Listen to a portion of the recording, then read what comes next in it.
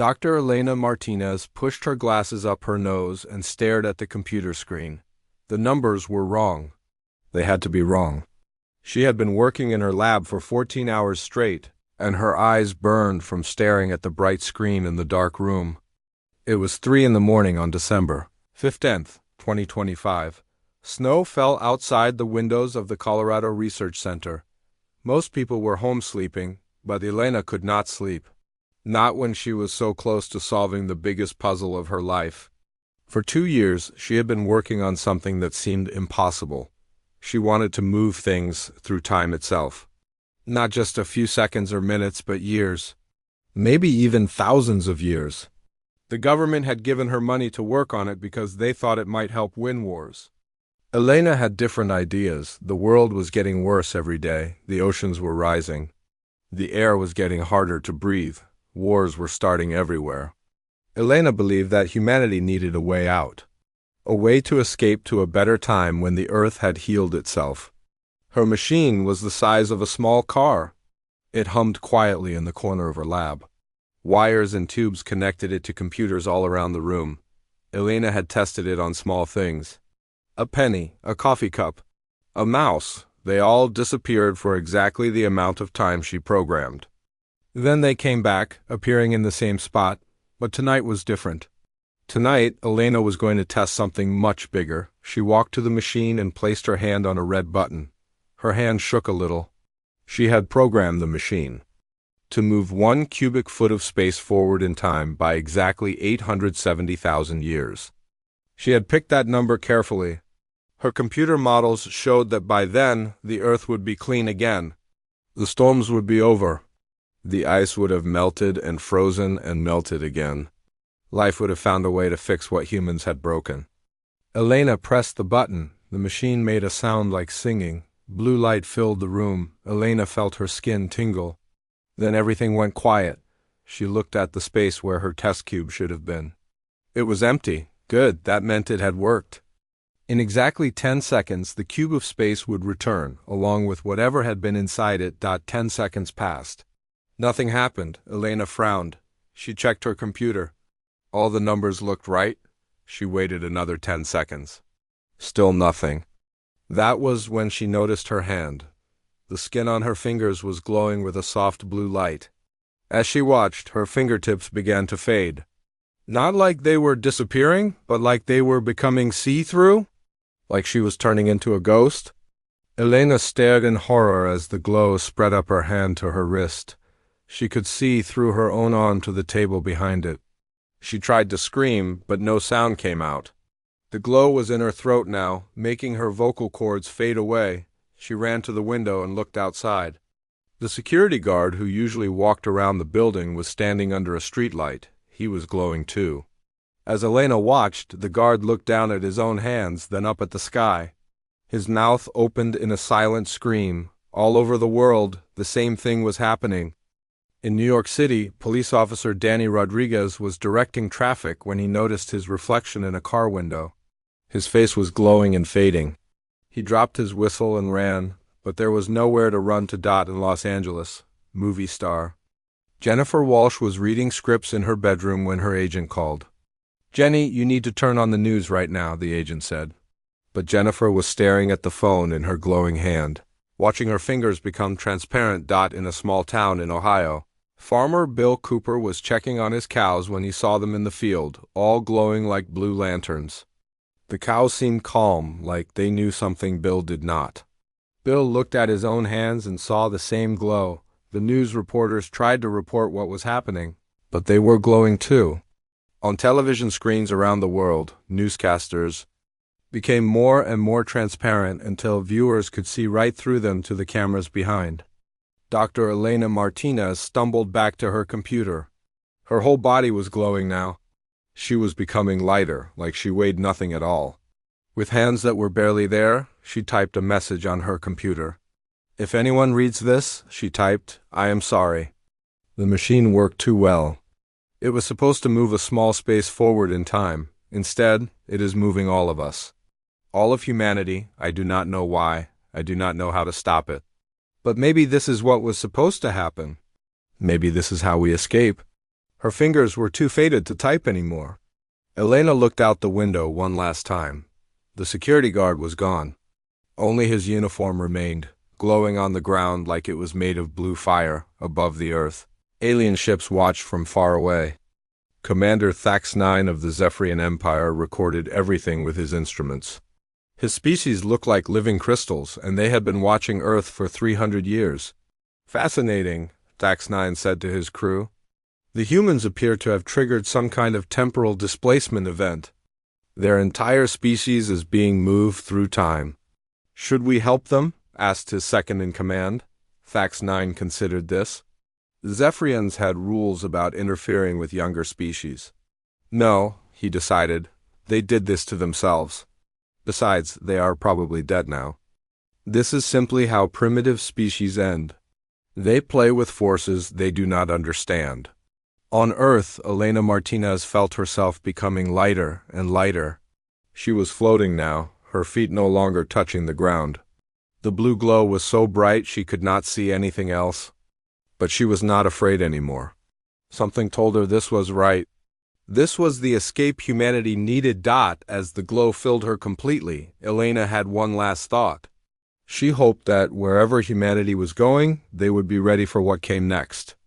She hoped they would be strong enough to come back someday and fix the mess they had left behind.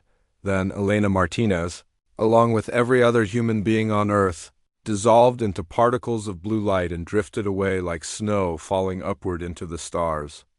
The Earth spun on, empty of human voices for the first time in thousands of years. The year was 870,000 AD. Earth looked nothing like the world humans had left behind, where New York City once stood. Giant crystal trees grew 1,000 feet tall. Their branches sparkled with rainbow colors that danced in the sunlight. The streets were gone, covered by soft purple grass that glowed faintly at night. The Hudson River still flowed, but its water was crystal clear and filled with fish that looked like living jewels. The oceans had turned silver. Tiny creatures smaller than dust floated in the water, making it shine like liquid metal. When storms came, the silver waves crashed against shores of black sand that had been ground down from the ruins of ancient cities. No human footprints marked these beaches. No human voices called across these strange new landscapes. For 870,000 years, Earth had been healing itself, growing into something beautiful and alien. Most of the galaxy had forgotten that humans ever existed. The Zephyrian Empire, which had watched humanity disappear, had fallen long ago. Their crystal cities were now just pretty rocks scattered across dead worlds. The species that ruled the galaxy now called themselves the hegemony of Vex. They were part machine, part living creature, and completely ruthless. The Vex looked like metal skeletons wrapped in cables and wires, where they should have had faces. They had screens that showed cold blue lights. They conquered planets by turning the people who lived there into more Vex. Every species they met had two choices: join the hegemony or die. They had been to Earth a few times. Vex archaeologists came to study the ruins of the lost builders. That was what they called humans, because no one remembered the real name of the species that had once lived there. The Vex found broken pieces of cars and buildings buried under centuries of dirt and crystal growth. They decided humans had been a primitive people who destroyed themselves with their own technology. Typical for early species, wrote Dr. KEX 7739 in his report. They always reach too far too fast, then they burn out like dying stars.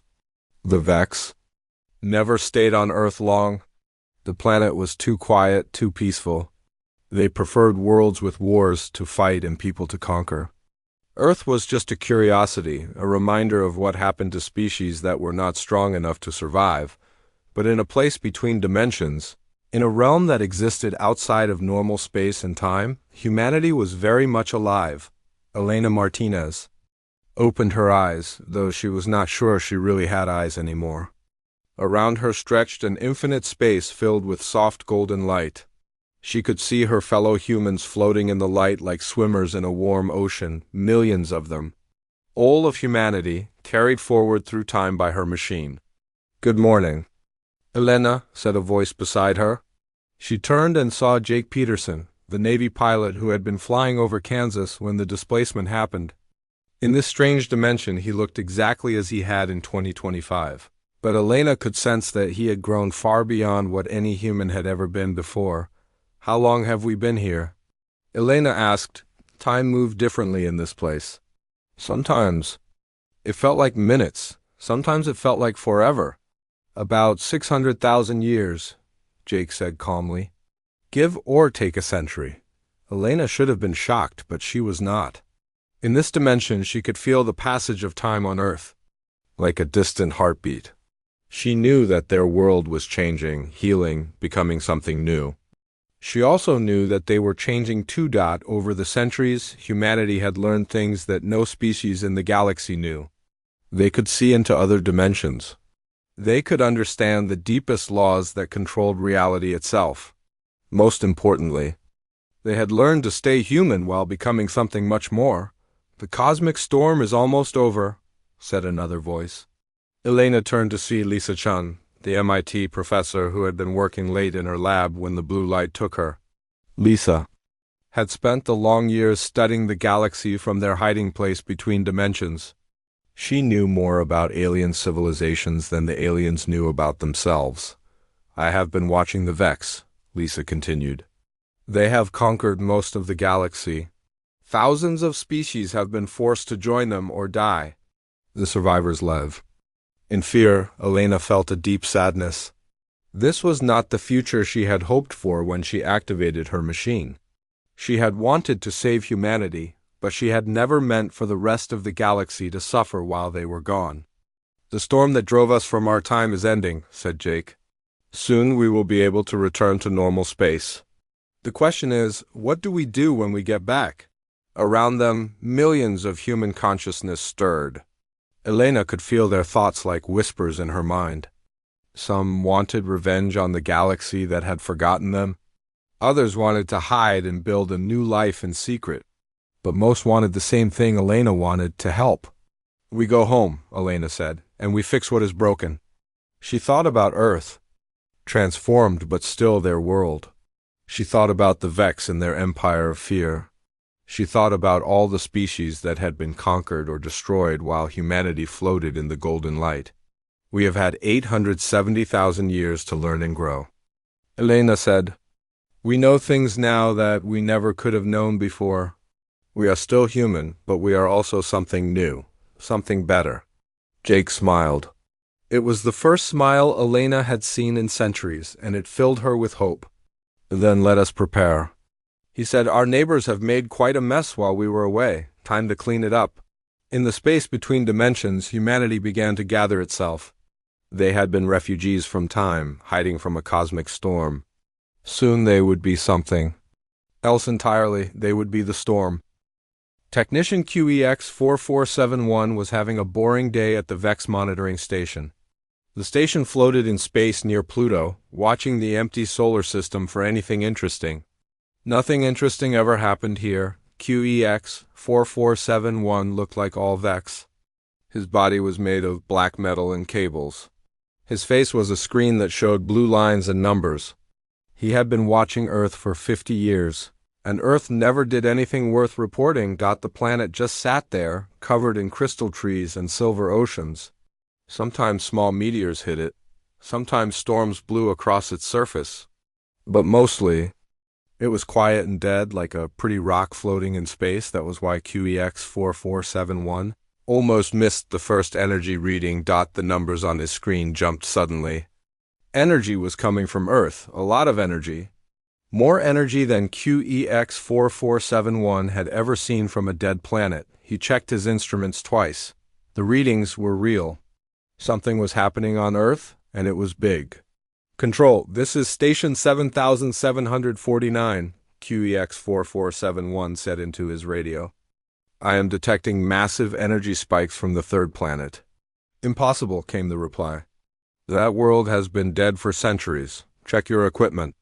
QEX-4471 ran every test he could think of. His equipment was working perfectly. The energy? Readings were getting stronger by the minute. Then he saw the light. It started as a tiny dot on Earth's surface, bright white like a small star. Within seconds, it grew into a pillar of light that stretched from the ground into space. The pillar was so bright that QEX 4471's screen had to dim itself to protect his optical sensors. Before he could report this new development, more pillars appeared, dozens of them, then hundreds. Soon, Earth looked like a ball covered in glowing needles, each one reaching toward the stars. "Control," QEX 4471 said, his voice shaking. "You need to see this. On Earth, something impossible was happening." The pillars of light were not just energy. They were construction beams, building things that had never existed before, where each pillar touched the ground, structures began to grow.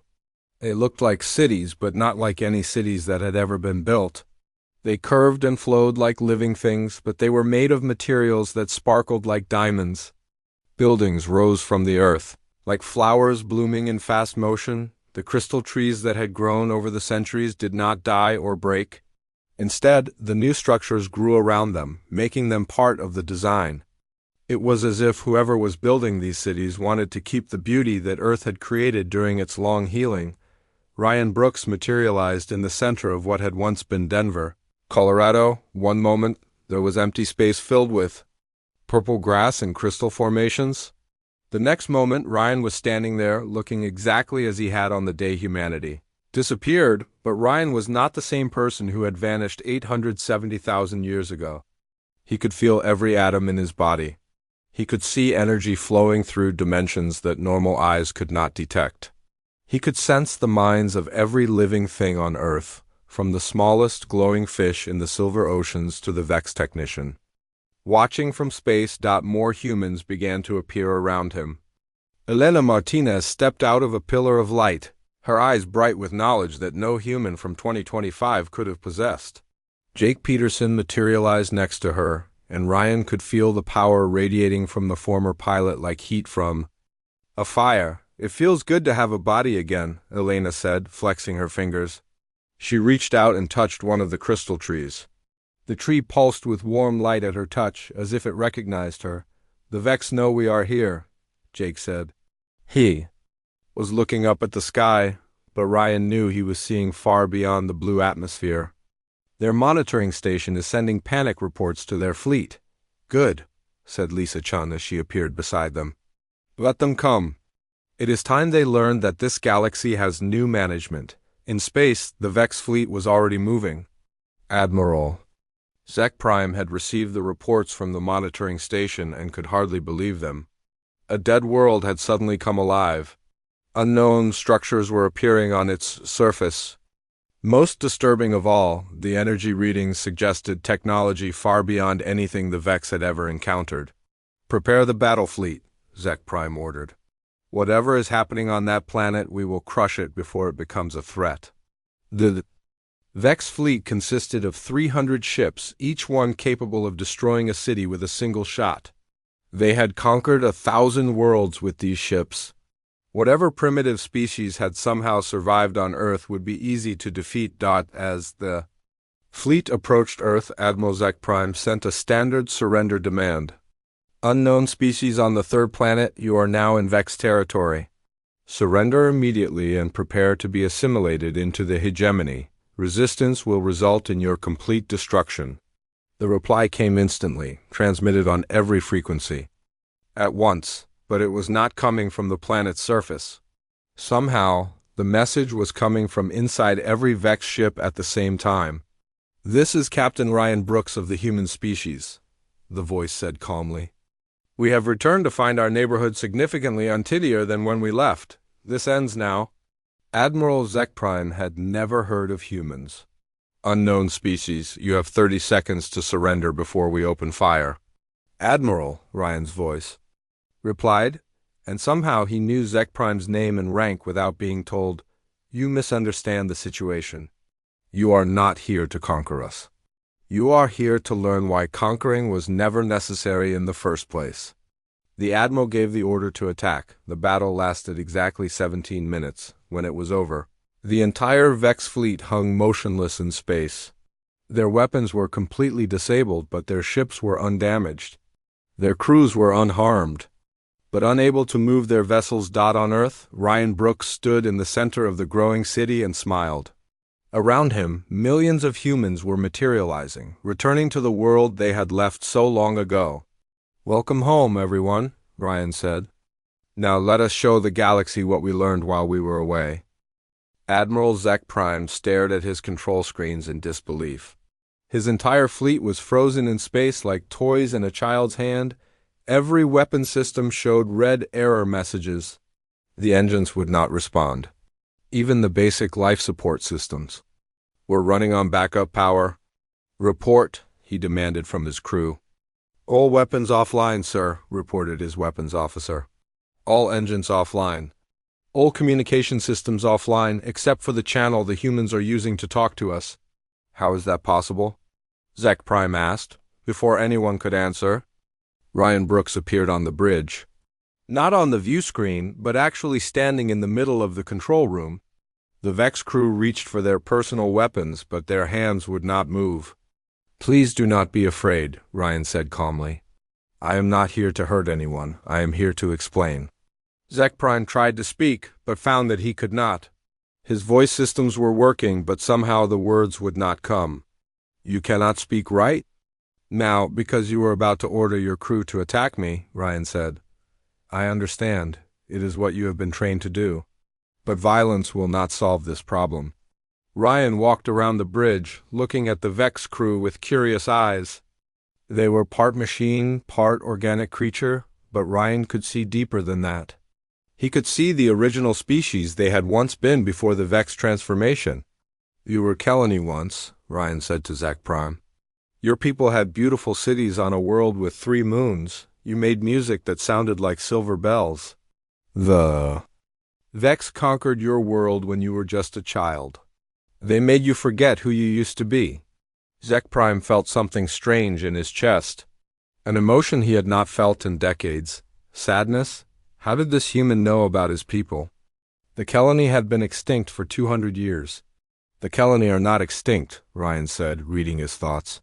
47,000 of your people are living on a hidden world in the Andromeda Galaxy. They escaped before the Vex found them. They have been waiting for someone strong enough to free their families." Tears began to flow from Zek Prime's optical sensors. He had not cried since he was a child. Meanwhile, across the galaxy, something impossible was happening on every Vex-controlled world. Colonel Amy Foster materialized in the slave camps of Rigel. 7. Around her, thousands of alien prisoners were working in the mines, digging metals for Vex warships. The prisoners were thin and tired, wearing chains that shocked them if they moved too slowly. Amy looked at the chains and sighed. She had spent 870,000 years learning about matter and energy. Metal chains were no problem at all. She reached out with her mind and touched every chain in the camp. The metal simply dissolved, turning into harmless dust that blew away in the wind. The prisoners looked at their freed hands in amazement. "You are free," Amy announced in a voice that carried to every corner of the camp. "The Vex can no longer hurt you. Go home to your families." The Vex guards in the camp tried to stop the prisoners from leaving. They raised their weapons and prepared to fire. Amy looked at the weapons sadly. "Those will not work anymore," she said. The weapons crumbled to pieces in the guards' hands. But Amy did not stop there. She reached out and touched the Vex armor that covered the guards' bodies. The armor fell away, revealing the original species underneath. A lizard-like people called the Soros, who had been conquered 50 years ago. "Remember who you were?" Amy said gently. "Remember your real names." The former guards looked at their own hands, seeing their natural scales for the first time in decades. They began to cry. On the industrial world of Kepler 442b, Commander Steve Johnson stood in the middle of a Vex factory that was polluting the atmosphere with toxic smoke. The factory produced weapons for the Vex fleet, and it had been running non-stop for 3 centuries. Steve looked at the massive machines and shook his head. He reached out with his consciousness and touched every piece of equipment in the factory. Instead of destroying the machines, he changed them. The weapon-making equipment transformed into machines that cleaned the air and water, the toxic smoke. stopped pouring from the smokestacks. Instead, fresh oxygen began flowing into the atmosphere. The Vex workers in the factory stopped their tasks and stared in wonder as the air around them became clean for the first time in their lives. But the most important message was not sent by any individual human. It came from Elena Martinez, speaking directly into the consciousness of every intelligent being in the galaxy. Her voice reached the minds of Vex and free species alike. It reached creatures hiding in the deepest caves and beings floating in the emptiest regions of space. Every thinking mind in the galaxy heard her words at the same time. "We are humanity," Elena said. "For nearly 1,000,000 years, we have watched your wars, your conquests, your suffering. We have seen species enslaved, worlds burned, and entire civilizations erased. We disappeared once to save ourselves. We have returned to save all of you." On 1,000 worlds, the demonstration began immediately. Dead planets that had been strip-mined by the Vex suddenly bloomed with new life. Poisoned oceans became clear and clean. Extinct species began to reappear, their DNA reconstructed from traces left in ancient rocks. The Vex war machine ground to a halt as their weapons turned into tools of healing. Their battleships became hospital ships. Their prison camps became schools and homes, but most importantly, the conquered species began to remember who they had been before the Vex found them, on Earth. Ryan Brooks stood on a balcony overlooking the new city that had grown around the crystal trees. He could feel the changes spreading across the galaxy like ripples in a pond. "It is working," Jake Peterson said as he joined Ryan on the balcony. "The Vex Empire is dissolving. The conquered species are remembering their true selves." "This is just the beginning," Ryan replied. "We have shown them that change is possible. Now we must teach them how to live without fear." Elena Martinez appeared beside them, her consciousness having returned from touching every mind in the galaxy. "How do they feel about us?" Ryan asked. Elena smiled, terrified and hopeful at the same time. "They do not understand how we can be so powerful and yet so gentle. They are waiting to see what we will do next." Ryan looked up at the stars, knowing that billions of beings across the galaxy were asking the same question. "We heal," he said. "Simply, we teach. We help them remember that the universe is big enough for everyone to thrive." The age of the Vex was ending. The age of healing was about to begin. 6 months after humanity's return, the galaxy was unrecognizable. The Vex hegemony had collapsed completely, not through war but through remembering. Across 1,000 worlds, beings who had been forced to become Vex machines removed their metal pots and rediscovered their original forms. The lizard-like Soros returned to their desert worlds. The crystal-bodied Zephyrians rebuilt their singing cities. The plant people called Verdani began growing new forests on planets that had been barren for centuries, on Earth. The human city of New Genesis had grown into something beautiful beyond imagination. The crystal trees from the old world grew right through the buildings, their rainbow branches providing natural light to every room. The silver oceans lapped against shores where humans and visiting aliens walked together in peace. Dr. Alex Turner stood on the highest tower of the city, looking out at the harbor where ships from dozens of species came and went each day. Alex had been only 12 years old when humanity disappeared in 2025. During the long years in the dimension between worlds, he had grown into something special even among the evolved humans. "The Galactic Restoration Council is ready to begin its first session," said Lisa Shun as she approached Alex on the tower. Lisa carried a datapad that showed reports from every inhabited world in the galaxy. "How many species have agreed to join?" Alex asked. "All of them," Lisa replied with a smile. "Even the ones who have never trusted anyone before?" "The shadowy wraiths from the Void Nebula sent a representative yesterday. The mechanical minds of Tau Ceti want to learn how to feel emotions again," Alex nodded. "The Council was humanity's gift to the galaxy. Unlike the old empires that ruled through fear, the Council would guide through wisdom and example. Every species would have a voice. Every world would be heard." "What about the Vex who do not want to change back?" Alex asked. "Commander Lisa Park is handling that," Lisa Chun replied. She has set up colonies for anyone who wants to stay part machine, part organic. They are free to live as they choose as long as they do not hurt others. This was the human way. Even their former enemies were given choices, not orders, down in the city. Commander Lisa Park walked through the integrated district, where former Vex who had chosen to keep some of their mechanical parts lived alongside humans and other species. The district hummed with the sound of different technologies working together. The food processors are working perfectly, reported Zek Prime, the former Vex admiral who now served as the district's coordinator.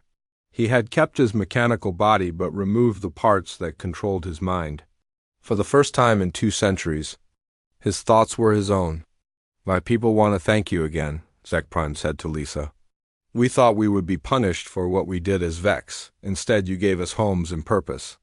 "Everyone deserves a second chance," Lisa replied.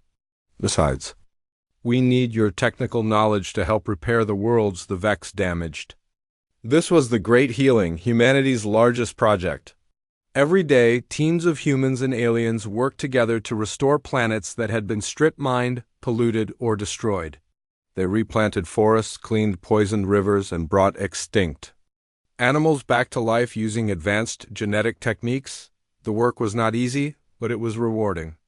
Species that had been enemies for thousands of years found themselves working side by side, learning that they had more in common than they had ever imagined. On the water world of Aquarius Prime, human marine biologist Dr. Patricia Adams worked with the fish-like Oquans to restore their dying coral reefs. Patricia could breathe underwater now, one of the abilities humanity had gained during their long exile. "The coral is responding well to the new treatment," reported Finsinger Coral Dreamer, a young Aquan scientist. "The colors are returning, the small fish are coming back." Patricia smiled as she watched rainbow-colored fish swim through the newly healthy coral. The Aquans had been dying along with their reefs before humanity returned. Now, their world was healing faster than anyone had thought possible. "How did you learn to do this?" Coral Dreamer asked.